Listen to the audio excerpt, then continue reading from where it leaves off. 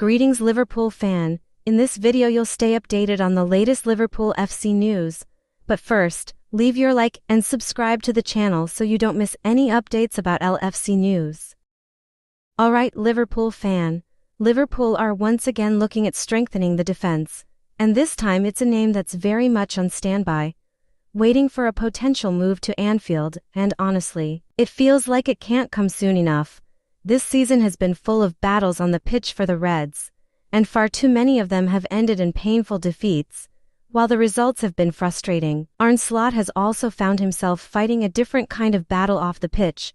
The Dutchman has been front and center in the media lately, speaking openly and honestly, sometimes a bit too honestly for his own good. Slot has never been one to hide away, and that's landed him in the headlines more than once. When results aren't going your way, losing control of the narrative can be dangerous, especially at a club like Liverpool. That said, after the emphatic 6-0 win over Qarabağ to book a place in the Champions League last 16, Slot made it clear he's not about to change who he is. This all came after his comments earlier in the week about Liverpool's early Champions League exit last season possibly helping their title push. He's since cleared that up, stressing that he said it might have helped, mainly in terms of avoiding injuries. As usual, certain words were ignored, and the story ran away from him. Slot doubled down by saying he'll always be himself, give detailed answers, and won't turn into someone who just gives boring yes or no responses, love it or hate it. That's the manager we've got. Now though, attention will quickly turn to the rest of the season and, more importantly, the summer transfer window. Because if there's one area Liverpool desperately need to fix, it's centre-back. Reports suggest Liverpool are seriously interested in Dayot Upamecano, with the Bayern Munich defender reportedly stalling on a new contract.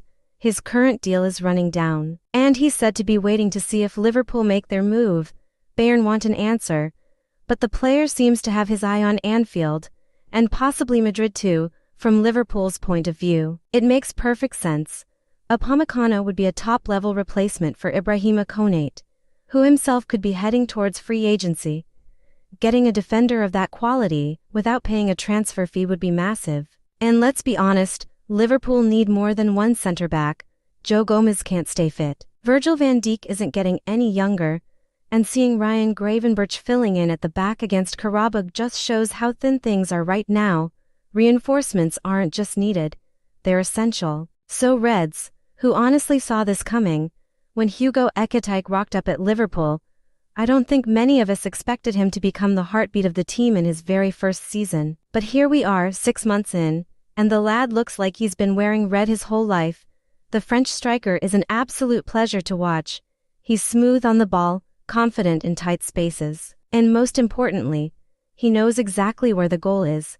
This isn't just flashy football for the sake of it either. Ekitike is ruthless when chances fall his way, and that's something Liverpool have been crying out for. It's not only us fans getting carried away. Neutrals, pundits, everyone is starting to take notice. And it's not just about the goals, it's his attitude, his hunger and the way he carries himself that really stands out. You can tell this lad believes he belongs at the very top.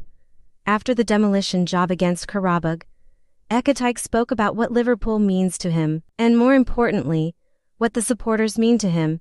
You could hear it in his voice. This wasn't just media talk. He genuinely feels the connection. His start to life on Merseyside couldn't have gone much better. At just 23 years old, he's still learning, still growing, and yet he already looks like a leader in the final third. A lot of strikers struggle early doors in the Premier League, especially with the pressure and the pace. Not Ekitike from game one. He looked right at home, and he's made it clear that the fans have played a massive role in that. After getting a standing ovation as he left the pitch midweek, he spoke about how much it meant to him, hearing your name sung even when you haven't scored. That sort of backing gives players an extra edge. For him, it's everything he dreamed of growing up, and you can see how much he wants to give something back. Apart from that shirt mix-up against Southampton, it's been pretty close to flawless. In a Liverpool side that's had its fair share of struggles, Ekitike has been a shining light.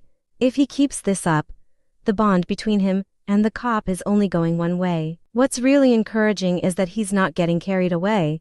He's settled off the pitch, tight with his teammates, enjoying training, and that stability is clearly feeding into his performances. he's happy. But he's not satisfied.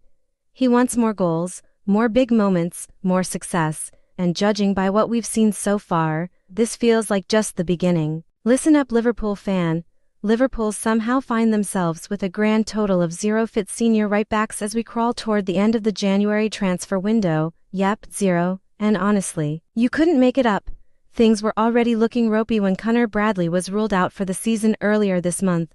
Losing him was a massive blow, especially after how well he'd stepped up. Then you've got Joe Gomez also stuck on the sidelines, which already had the defense held together with tape and prayers. So naturally, what happens next? Another setback. On Wednesday night against Karabag, Jeremy Frimpong barely had time to break a sweat before he was forced off injured after just 4 minutes.